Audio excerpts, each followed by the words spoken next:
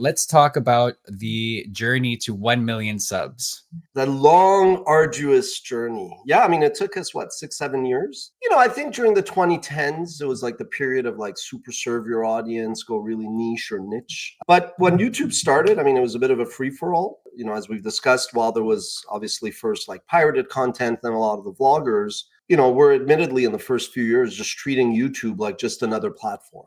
It was like we were producing videos on, like I said, automotive tips, fashion, beauty, travel, entertainment, different formats, biographies, profiles, Q&As, and top 10s. And admittedly, like, what does that mean, to a user? If you're a user and you choose to vote with subscription,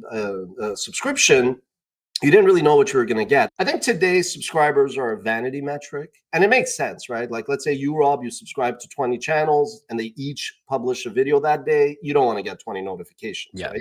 But early on, subscribers were important, and we were like stuck at like less than 10,000, just as a little bit of a motivation for anybody watching. We started off in 2006, 2007. We launched the official WatchMojo channel, but we had one called Frush before. And yeah, it took forever because I think it didn't hit me yet that like, well, people want like a very, like, what am I subscribing to? If you subscribe to Sports Illustrated, you were going to get sports. If you subscribe to Fortune, you would get business articles.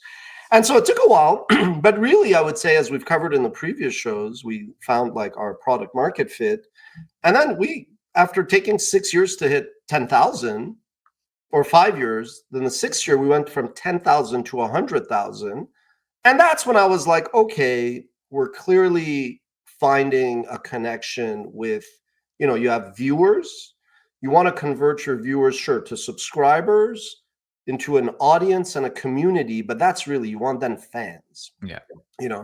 In 2012 to 2013, we went from 100,000, we 10x to 1 million. But yeah, and I remember vividly, I was sitting on my couch, it was like 9, 10 p.m. and I was like, refresh. In the background, I was watching the World Series. I think it was Game 7, Boston Red Sox were, there you go. There you go. Iconic moment. So literally this happened. Like minutes later, we hit 1 million, and this stays with me. And people are like, you have a good memory. But I'm like, you remember these It's a big moment. So no, it was a great moment. I felt like I was top of the world. And it was a great period. I mean, it was honest to God. I really, really felt like, the next year we would take over the world. But again, it was never upward trajectory. There was always like, 2 steps forward, 1 step back.